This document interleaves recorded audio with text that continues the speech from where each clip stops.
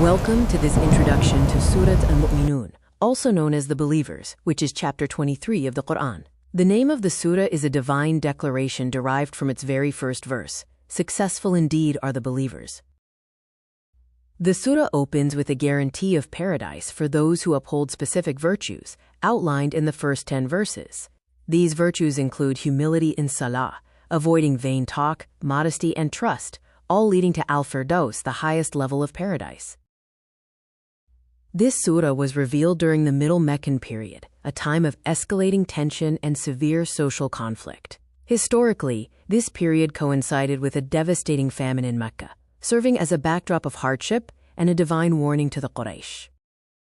Narrations suggest this surah is associated with the moment Umar radiallahu ta'ala anhu accepted Islam. The revelation of the opening verses, describing success, offered immense hope to the believers, as the community gained one of its strongest pillars.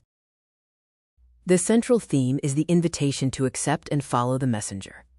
The surah distinguishes between those who accept the truth with humility and those who reject it due to arrogance, calling for believers to align their lives with the Prophet's guidance.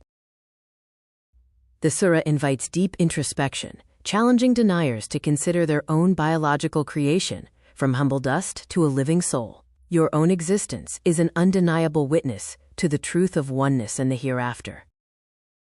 The Quran points to the systematic order of the universe, including the heavens, the cycle of rain, vegetation growth, and livestock. This life-sustaining system is a deliberate creation that testifies to the validity of the message brought by the Prophet.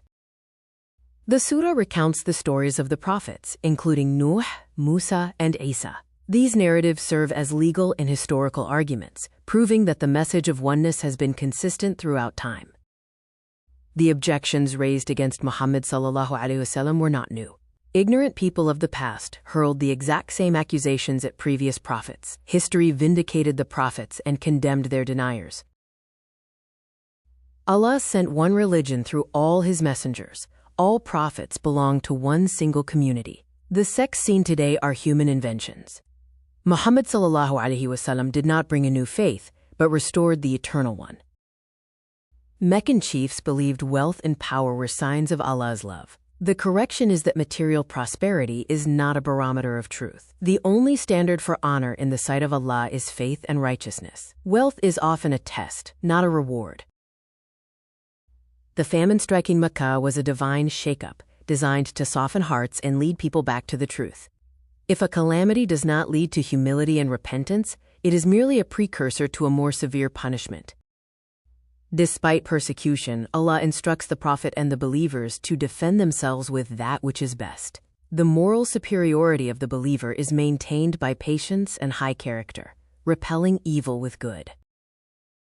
The surah concludes with a powerful reminder of accountability. The life of this world is fleeting compared to eternity. Those who mocked the believers will face a severe reckoning, realizing too late that their denial was in vain. The final takeaway is a prayer taught to the believers, essential for navigating life's trials. My Lord, forgive and have mercy, for you are the best of those who show mercy. Al-Muminun, Ayah 118.